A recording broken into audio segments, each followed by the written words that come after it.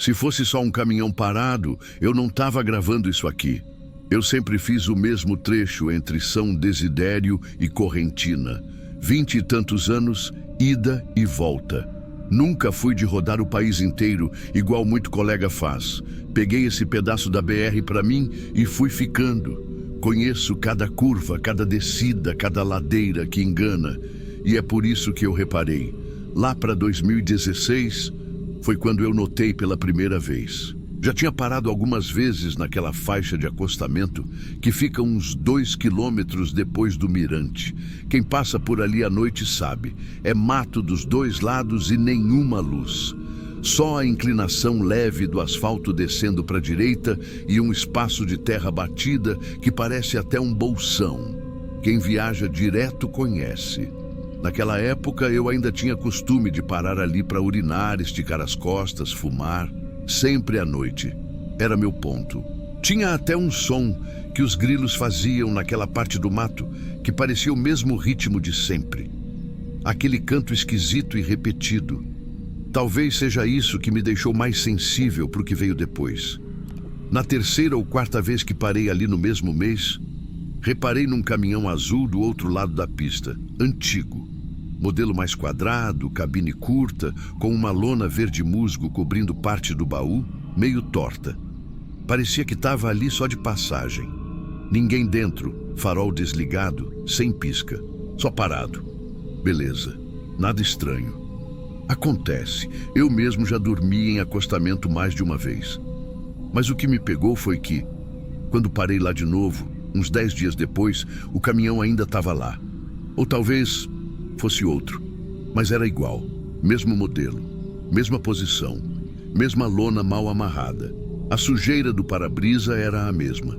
Tinha até um risco branco no paralama esquerdo que me chamou a atenção. A partir dali eu comecei a observar melhor. Peguei caderno velho e anotei. Toda vez que eu passava naquele ponto à noite, e eram muitas vezes, porque meu horário sempre foi noturno, ele estava lá, parado, sem mudar nada. Mesmo ângulo, mesmo retrovisor pendendo, mesmo jeito da roda traseira afundada um pouco na terra. Um detalhe me corroía por dentro. Só acontecia à noite. Quando eu fazia o trecho de dia, não tinha nada. Nem sinal de pneu marcado, nem pegada. Como se o lugar fosse limpo. Numa madrugada, parei mais perto. Cruzei a pista. Fui até ele. O caminhão parecia morto, sem cheiro de motor quente, sem calor no capô. Tudo frio, como se tivesse sido deixado ali faz tempo. Mas o baú era estranho. A lona não fazia nenhum movimento. Mesmo com vento, parecia engessada, como se segurasse o ar. Não sei explicar. Era uma lona que não dançava. Olhei o chão ao redor. Nada. Nem pegada, nem bituca, nem sinal de alguém ter andado. A terra era seca, sem marcas, como se ele tivesse sido colocado ali do alto. Aí vem o que me tirou o chão. Voltei para o meu caminhão, entrei na cabine, liguei o farol, dei ré e vi ele pelo retrovisor. Só que o reflexo estava invertido. O caminhão azul estava do meu lado. No reflexo, era como se ele estivesse me olhando do banco do carona. Parei, deixei o motor ligado e fiquei ali 3, 4 minutos, só encarando o espelho. Eu sabia que se eu olhasse de novo, aquilo ia me puxar. Desliguei tudo, dormi na cabine mesmo sem tirar a botina, mas não dormi de verdade. Fiquei só esperando amanhecer. Na manhã seguinte fui embora cedo. Nem café eu tomei. Quando passei pelo mesmo trecho, o lugar estava limpo, terra batida lisa, sem marca de nada. Pensei em esquecer, mas a cabeça não solta fácil. Tem uma coisa que eu nunca falei antes, e talvez seja por isso que esse caminhão me incomode tanto. Anos antes, eu fazia esse mesmo trecho com um amigo. Chamava Renato. A gente revezava o volante, dividia o pão dormido, discutia futebol. Foi com ele que eu comecei a parar naquele acostamento pela primeira vez. Foi com ele também que parei de fazer o trecho por uns meses. Depois de um acidente, nunca achei que fosse pensar nisso como motivo. Mas agora, cada vez que eu passo ali, não sei se estou vendo um caminhão ou se estou vendo o que ficou depois que a gente passou junto. Porque tem um detalhe que eu não contei ainda. A marca branca no paralama, igualzinha à do caminhão que o Renato dirigia.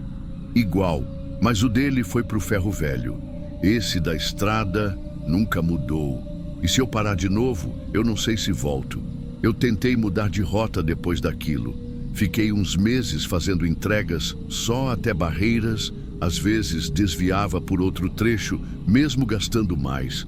Tudo para não ter que passar de novo por aquele ponto. Mas foi inútil. A estrada chama a gente de volta. Em 2020, peguei uma carga de última hora e não tinha para onde fugir. Sabia que ia passar por lá, mas dessa vez eu decidi parar de novo. Era por volta de 1h30 da manhã. A pista vazia, céu limpo, sem lua. Quando me aproximei da curva do mirante, eu já sabia o que vinha. E lá estava ele, o caminhão azul. Mesmo lugar, mesmo ângulo, mesmo tudo. Parecia que a lona nem pegava poeira. O tempo não passava para ele. Dessa vez, eu levei um papel no bolso. Não sei o que me deu. Escrevi só uma frase. Quem é você? Atravessei a pista, deixei o bilhete dobrado no para-brisa, entre o limpador e o vidro. Não tinha vento, não tinha barulho. Era como se o mato também esperasse alguma coisa. Voltei rápido. Entrei no meu caminhão. Fiquei olhando no retrovisor por um tempo. Nada aconteceu. Dei partida e fui embora. Não dormi naquela noite. Só parei num posto depois de Correntina, já perto do amanhecer. E aí vem o que me quebrou. No para-brisa do meu caminhão, ali no mesmo lugar onde eu tinha deixado o bilhete, estava o papel. Dobrado do mesmo jeito, sem resposta, só devolvido. Aquilo me deu uma sensação que eu não consigo explicar. Não era medo, era pior. Era como se eu tivesse deixado a pergunta para o outro, mas fosse eu que tivesse que responder. Passei mais 2 anos evitando aquele ponto. Nunca mais parei. Mas o caminhão continuava lá, sempre à noite, sempre do outro lado. Às vezes, eu passava devagar só para conferir se a roda ainda estava afundada na terra. Tava. Foi em 2022 que tudo mudou de vez. Peguei uma rota de retorno de carga vazia, tudo tranquilo. E jurei para mim que dessa vez não ia parar. Ia passar reto, deixar para trás. E foi o que eu fiz. Quando a curva chegou, eu respirei fundo, manti o farol alto e deixei o acostamento passar do lado, sem virar o rosto. Mas o retrovisor, ele não perdoa. Pelo canto do espelho, vi o caminhão. Igual sempre. Só que dessa vez, com uma diferença. A lona estava balançando, como se alguém tivesse acabado de descer. Eu pensei em frear. Pensei em olhar de novo, mas segui. Tive que continuar. Desde aquele dia, o caminhão não apareceu mais. Mas eu também nunca mais fui o mesmo, porque agora, de vez em quando, eu paro o meu caminhão em algum posto, alguma estrada, e fico pensando se alguém vai passar por mim e ver meu retrovisor pendendo. A lona mal amarrada. O mesmo ângulo. Tem dia que eu passo por um espelho de carro, de loja, de borracharia, e eu tô ali, do outro lado, parado, me olhando passar. E às vezes eu penso que talvez o caminhão sou eu, e o que eu tô vendo é o que ficou quando eu fui embora da estrada.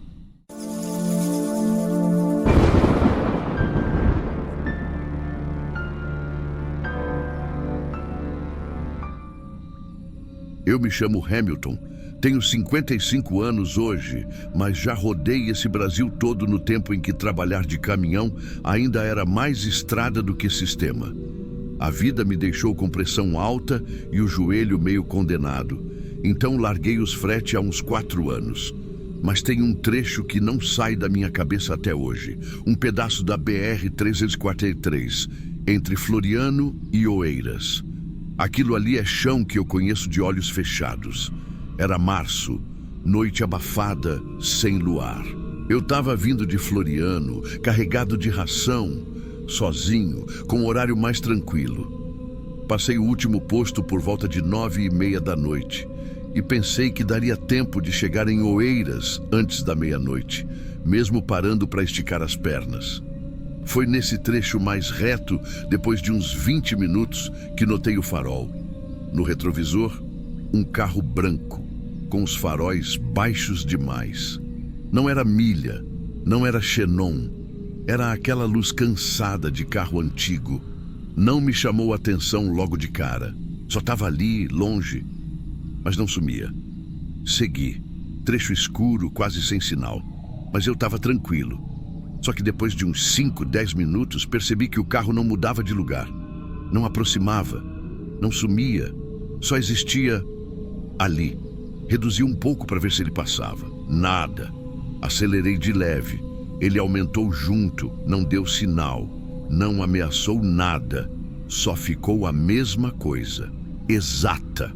Na primeira curva leve, quase uma ondulação da pista, eu pensei, agora perco ele do campo de visão. Mas o farol acompanhou a curva como se tivesse colado no meu eixo, reto demais, firme demais. Aí o desconforto começou a pegar. Já fui seguido uma vez por gente ruim. E não foi nesse trecho, foi anos antes, no sul de Minas. Fui cobrado por um frete mal explicado, que nem era meu. Sei o que é ficar com a boca seca no volante, achando que a próxima parada pode ser a última. Só que dessa vez, não era medo de ataque. Era outra coisa. Era o vazio. Tentei mudar de faixa mesmo sendo pista de mão dupla, só para ver a reação. Encostei mais no acostamento. Nada. Ele acompanhava com exatidão, sem jamais sair da linha imaginária que fazia com o meu para-choque. Parei num recuo de cascalho. Não desliguei o caminhão. Fingi que ia descer. O carro parou junto, um pouco mais longe, sem buzina, sem piscar, sem barulho. Fiquei com a mão na maçaneta uns segundos, depois mudei de ideia. Engatei de novo, voltei para a pista. O carro também, e ali eu senti. Aquilo não era normal. E não era porque o carro era estranho, era porque ele era igual demais. Eu olhava e os faróis não vibravam com a pista. Sabe quando a suspensão balança e o feixe de luz faz aquele vai e volta no asfalto? Não tinha isso. Era uma linha contínua, como se flutuasse, como se o chão não fizesse diferença. Era como ser seguido por uma lembrança, um pensamento, mas que vinha aceso atrás de mim. Não demorou muito para eu perceber que já fazia mais de 1 hora. 1 hora com aquele farol baixo atrás de mim, como se tivesse aceso só para me lembrar que ele estava ali. Comecei a pensar no que podia ser. Carro com problema? Gente com medo da estrada escura? Ou coisa pior, gente querendo parar para pegar carona forçada, fazer coisa errada, mas nenhuma dessas hipóteses encaixava. Quem quer te parar, dá um jeito. Quem está com medo, mantém distância. Mas aquele carro, ele só repetia. Cada movimento meu, ele fazia igual. Eu testei tudo que era variação de velocidade. 90, 80, 70. Deixei cair para 50 por um trecho bem plano. Aí acelerei de novo para ver se abria distância. E nada. O carro branco com o farol fraco sempre voltava para a mesma posição. Nem 1 metro a mais, nem 1 metro a menos. Já perto de um trecho que tinha uma elevação leve, quase uma serra baixa, eu pensei, se ele sumir aqui é normal. A descida cobre o campo de visão. Mas se continuar, comecei a subir. A estrada ficou mais fechada, menos reta. Entrei num túnel pequeno, um túnel que só quem roda muito ali conhece. Dá uns bons 3 segundos no escuro total. E nesse tempo eu pensei, agora, se ele quiser me ultrapassar, vai ser aí. Mas quando saí do túnel, ele estava na frente. O carro branco, mesmo farol, mesma distância. Mas agora, na minha frente. Não teve ultrapassagem. Eu teria visto. Não tinha espaço lateral. E mesmo que tivesse, a gente estava no escuro do túnel. Aquela hora me deu um gelo, porque ali eu percebi que não era questão de medo, era uma quebra de lógica. Não pisquei, não encostei, só segui. O carro ficou na frente por uns bons minutos. A luz dele tão fraca que mais parecia reflexo do que farol de verdade. E mesmo assim, Iluminava a faixa da pista como se soubesse exatamente onde pisar. Foi quando eu vi a placa anunciando um posto. Faltavam só uns 4 quilômetros. Era aquele perto do entroncamento com a estrada vicinal de São João da Varjota. Parei lá centenas de vezes. Era pequeno, sem muito movimento, mas seguro o suficiente para mim. Na entrada, olhei para frente. O carro estava lá, reduzindo. Achei que ia entrar também, mas ele passou direto pela entrada. Só que passou devagar, devagar demais, quase parando. E ali eu vi, não tinha ninguém dentro, nem sombra, nem vulto, nada no banco do motorista, nada no passageiro, nada no fundo, só o painel aceso. O som do motor ausente. E os faróis ainda acesos, firmes, apontando para frente. Como se o carro fosse só isso. 2 olhos baixos querendo ser vistos. Ele sumiu na curva. Eu ainda fiquei no posto um bom tempo. Encostei. Desliguei o caminhão. Entrei, pedi um café. Fiquei quieto, tentando pensar se aquilo podia ter sido coisa da minha cabeça. Aí o frentista veio puxar assunto. E eu comentei, meio rindo, meio sério, que achava que tinha sido seguido por um carro que não queria me passar. Ele não riu, só disse: o pessoal do trecho chama de farol do retorno. Nunca passa ninguém, mas às vezes alguém volta. Foi essa a frase. Nunca passa ninguém, mas às vezes alguém volta. Desde então, eu só volto nesse posto de dia. E mesmo assim, olho 2 vezes antes de entrar, porque desde aquela noite, toda vez que vejo o farol fraco demais no retrovisor, eu desacelero, mesmo que ninguém esteja pedindo, porque o estranho não é quando um carro te segue, é quando ele nunca te ultrapassa, nem precisa.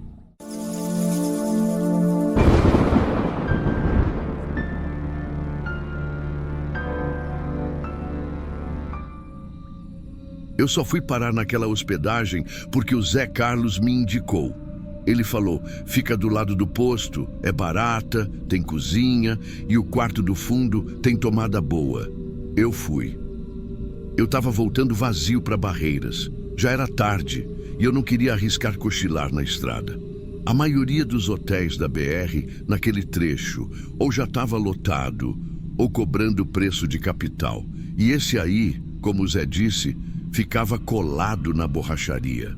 A estrutura parecia bem simples, parecia mais uma casa adaptada do que uma pousada mesmo.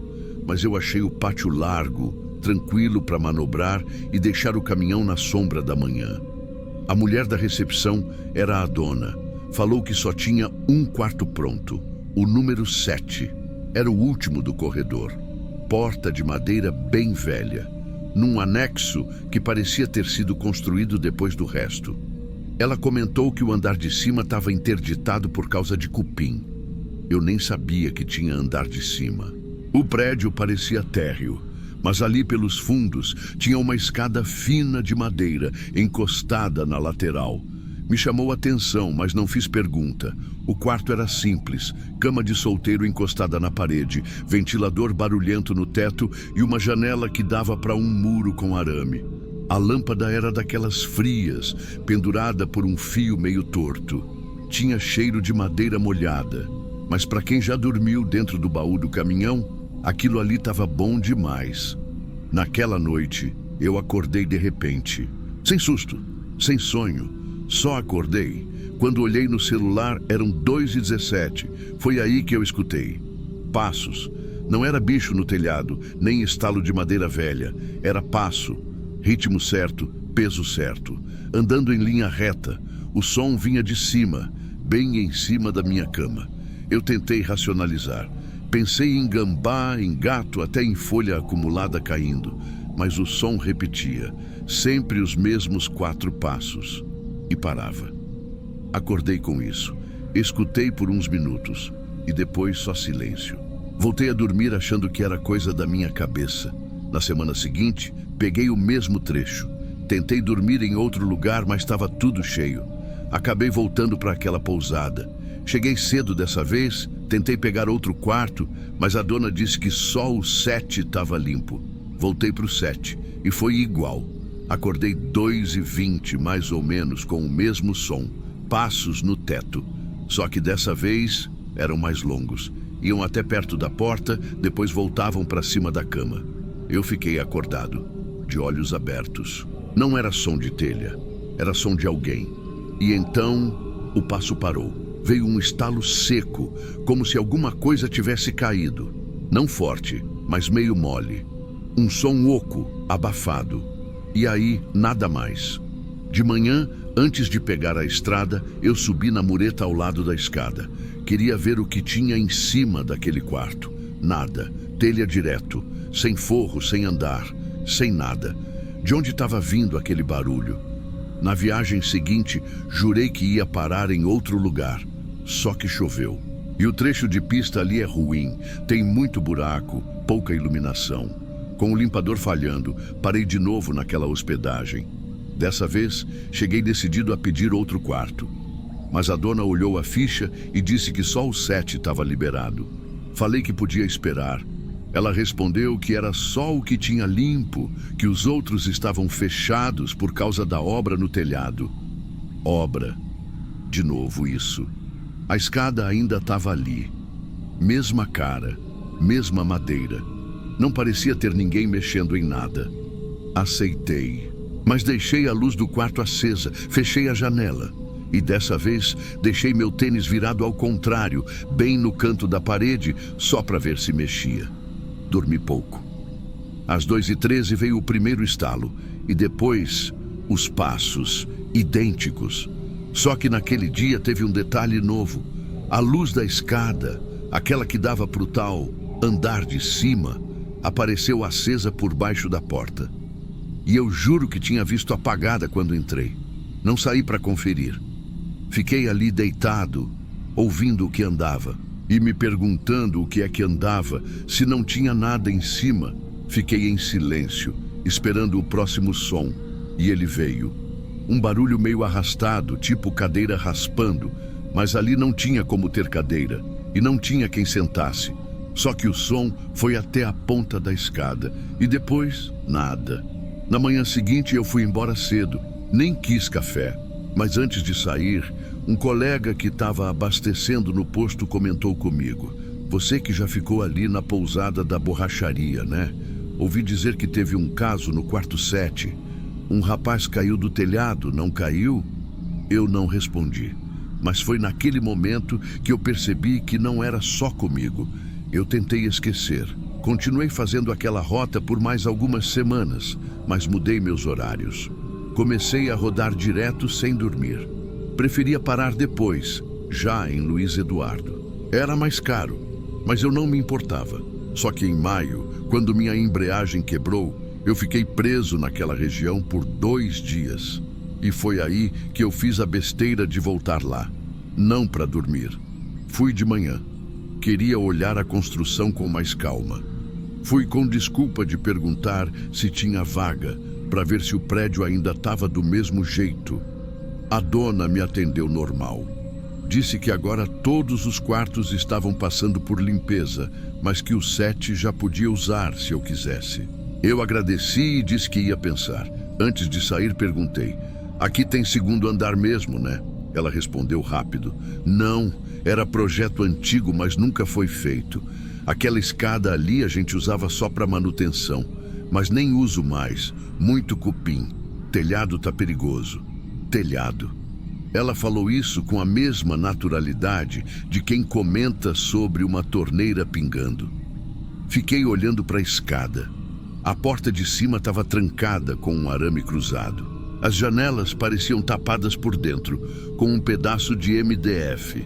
Na hora de ir embora, eu parei no canto do corredor e olhei bem para cima da porta do quarto 7. A telha estava escurecida. Uma viga passava direto por cima da cama. E bem ali, no meio da madeira, tinha um vinco, um afundado, como se algo pesado tivesse batido por dentro e deixado o traço. Não parecia rachado, parecia amassado. Só que madeira não amassa fácil assim. E se nunca teve andar de cima, se a escada era só manutenção, quem pisava ali? Eu fui embora. Nunca mais dormi em lugar que diz que o de cima está interditado. Porque interditado para quem, né? Hoje em dia, eu não passo mais por aquele trecho. Mas às vezes, mesmo dormindo em casa, acordo entre 2 e 4 horas, só para escutar, e tem dias que escuto coisa nenhuma. Mas eu juro, é isso que mais me incomoda. O pior não é o barulho, é quando não tem nenhum.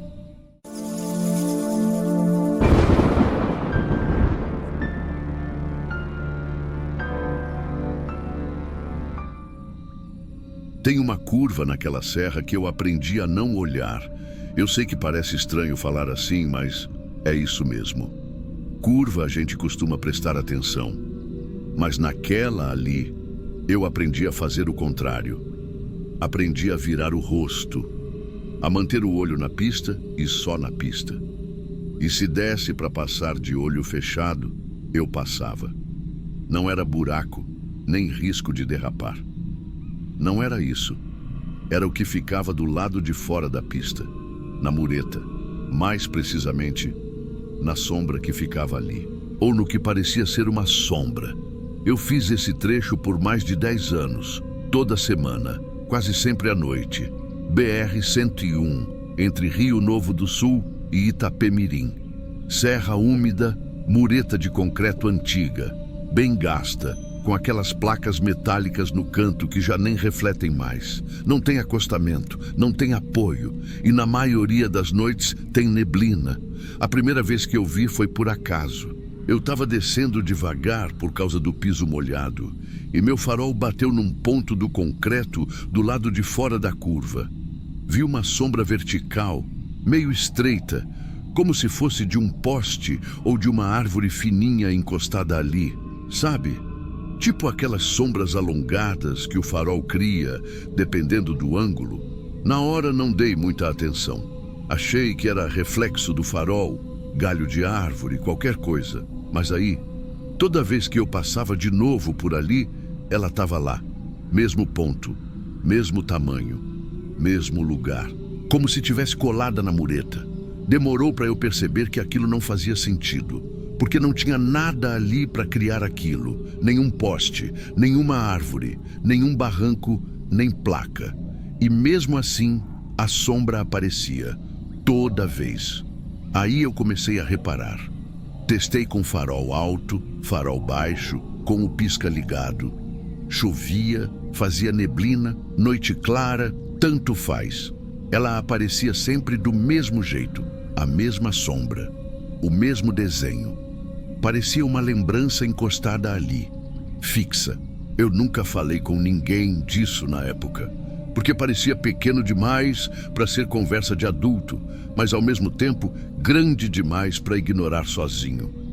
Comecei a passar mais devagar. Inventava que estava ajeitando o rádio, o retrovisor, qualquer coisa que me deixasse observar.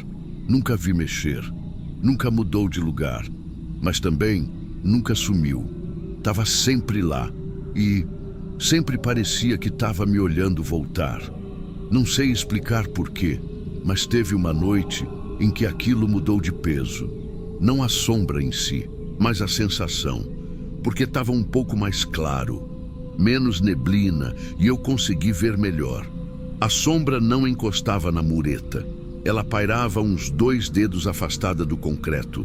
Não tinha pé, não tinha base. Não fazia sombra atrás dela. E não era sombra de nada. Era ela por si só. Quando eu parei no recuo da curva naquela noite, eu não parei para resolver. Eu parei porque senti que ou era isso, ou eu ia continuar levando aquilo comigo, em silêncio, como se estivesse levando passageiro. A sombra nunca atravessava. Mas e se atravessasse um dia? Naquela noite, eu já vinha pensando nisso há dias. Não dormia direito. Estava ficando irritado, esquecendo as coisas. O trecho da curva estava virando mais que uma paisagem. Estava virando pensamento fixo. E quando o pensamento encosta desse jeito, ou você enfrenta ou ele cresce. Então eu resolvi parar. Esperei não vir carro nenhum. Sinalizei. Encostei no recuo antes da curva. Desliguei o motor. Deixei só o farolete aceso. Desci devagar. Fui andando pelo canto da pista, com aquele cheiro da serra úmida entrando fundo no peito. Silêncio. Aquele tipo de silêncio que a gente só sente de verdade quando percebe que não devia estar ali. A curva não tinha nada, só o asfalto ainda molhado, a mureta gasta e o mato do outro lado. Mas a sombra, ela ainda estava lá, do outro lado da mureta, de frente para a pista, me esperando. Eu fui me aproximando devagar. Cada passo parecia mais pesado que o anterior, como se o corpo estivesse segurando, como se já soubesse que não era para ir. A sombra era fina, do tamanho de uma pessoa, talvez, mas sem detalhe nenhum. Nem braço, nem contorno de roupa. Só aquele risco escuro projetado, por nada. E mesmo sem rosto, dava para sentir que ela estava virada para mim. Eu não sei explicar, mas quem já olhou algo que olha de volta, sabe. Quando eu cheguei perto mesmo de esticar a mão se quisesse, ela desapareceu. Simples assim, sumiu. Como se tivesse sido puxada para dentro da mureta. Ou como se nunca tivesse estado lá. E por um instante, eu achei que era isso, que acabou.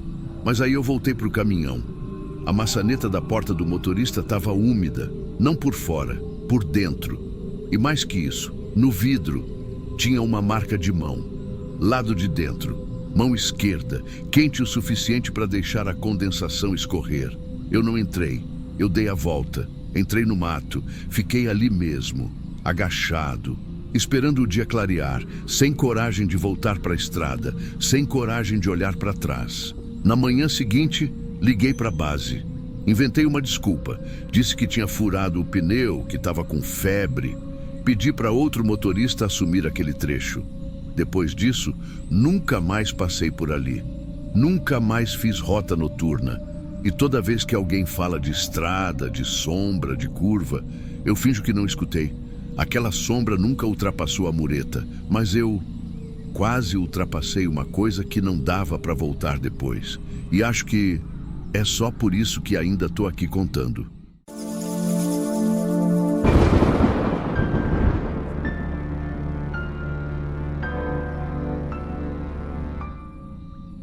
Eu parei naquela pousada porque era cedo demais para encarar a serra. Simples assim. Na época, eu ainda estava rodando com regularidade.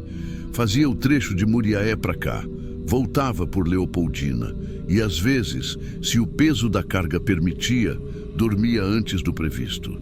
Naquele dia estava tudo leve demais, o caminhão vazio, a cabeça cheia e uma garoa fina dando aquele cansaço fora de hora. A pousada não era nova, nem confortável, mas era limpa, barata e com o silêncio que eu andava precisando. Só que os quartos da frente que eu costumava pegar tinham ido, tudo ocupado por uns meninos da carga seca. Me ofereceram o quarto 12, que fica lá no fim do corredor. Aquele com o azulejo verde claro no banheiro, meio desbotado. Aceitei porque não queria rodar mais, mas devia ter seguido em frente. Na hora em que entrei, já achei o ambiente parado demais. Tinha cheiro de produto de limpeza vencido, sabe? Aquela mistura de lavanda velha com mofo tímido, mas até aí, normal. Caminhoneiro aprende a dormir em cada lugar que só por Deus. Tomei banho, deixei a toalha pendurada e deitei. Tudo normal. Foi na segunda tentativa de banho, já no outro dia, que reparei. Liguei o chuveiro, morno, tranquilo, e a água correu para o ralo, como sempre. Mas quando desliguei, ela voltou. Não escorrendo do boxe ou subindo do vaso, voltou mesmo, pelo ralo. Subiu do nada, exatamente com o mesmo barulho de antes. Mesma força, mesma temperatura. Na hora pensei em encanamento mal feito. Até brinquei comigo mesmo. Tá tão ruim que até a água quer sair fora. Mas depois da terceira vez, comecei a perceber umas coisas estranhas. Tipo, se eu lavava o rosto com as duas mãos e abaixava a cabeça, segundos depois, a água voltava do ralo daquele jeito e me respingava no pé. E não era fria de cano. Era como se estivesse seguindo um movimento, um tempo, uma lógica que não era minha. Aí parei de rir. Comecei a abrir a torneira só um pouco, esperando ver o que ela fazia. Tinha hora que a água descia rápido e ficava quieta, e tinha hora que ela subia sem motivo, como se estivesse voltando não por causa do cano, mas porque alguém do outro lado também tivesse aberto a torneira. Eram sempre os mesmos segundos, sempre o mesmo barulho. Na segunda noite acordei de madrugada com o som do chuveiro, e juro por tudo, não tinha ninguém lá, só eu. O banheiro estava seco, a luz acesa como eu deixei, mas o espelho estava embaçado, só no centro. Redondo, igual respiração de quem fica tempo demais parado no mesmo ponto. E o ralo estava molhado, não ao redor, dentro. No terceiro dia, eu estava só esperando a liberação da carga para seguir viagem. Fiquei enrolando ali pelo quarto, escutando o rádio baixo, sem muita pressa. Mas não consegui relaxar. Tinha alguma coisa naquele banheiro que me deixava tenso. Mas não era medo, era presença. Comecei a notar que o ralo parecia limpo demais. O azulejo em volta era antigo, escurecido nos cantos, mas o ralo era brilhante, como se alguém esfregasse só ali. E ele era levemente afundado, como se pesasse. Teve uma hora que fui lavar as mãos e deixei a torneira correr só um pouco, só para ver. E quando fechei, a água voltou de novo. Só que dessa vez voltou com um cheiro leve, meio metálico. Não forte, mas diferente. Quase como quando você abre uma garrafa esquecida na caixa d'água. Aí, não teve como ignorar mais. Na saída, desci para pagar e perguntei, num tom casual, se aquele quarto tinha tido alguma reforma recente. A dona da pousada, uma senhora que sempre foi econômica nas palavras, olhou para mim com uma cara sem graça e disse só: reforma não. Mas depois do que aconteceu, a gente evita colocar hóspede lá. É que o senhor pediu, e era o único livre. Eu fiquei quieto. Ela continuou, sem se aproximar muito. Foi um caminhoneiro. Ficou 3 dias ali, igualzinho ao senhor. No último, não apareceu.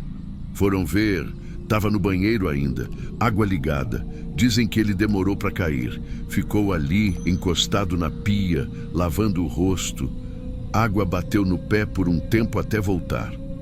Foi o que ela falou. Depois deu de ombros, passou o troco e voltou para dobrar uns lençóis.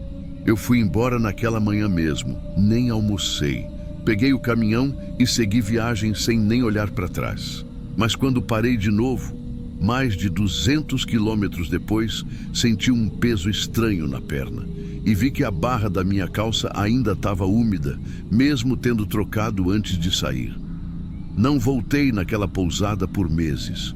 Quando voltei, foi por necessidade. Tudo lotado de novo.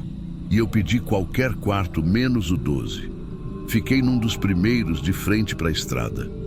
À noite, fui tomar um café no balcão e, sem querer, acabei olhando para o corredor. A porta do 12 estava só encostada, a luz do banheiro acesa e um som baixinho, regular, como goteira. Mas não era goteira, era aquela água, a mesma de sempre, caindo no ralo, voltando, caindo de novo. Não entrei. Só fui embora mais cedo do que precisava. Hoje em dia, quando lavo o rosto muito rápido, ainda lembro do que senti ali. Naquela noite, no último banho, eu já sabia que tinha algo errado. Mas mesmo assim, fui até a pia, abri a torneira. Só que dessa vez, não molhei o rosto, só deixei a água escorrer. Até hoje, às vezes, eu sinto umidade na palma, mesmo quando a mão está seca.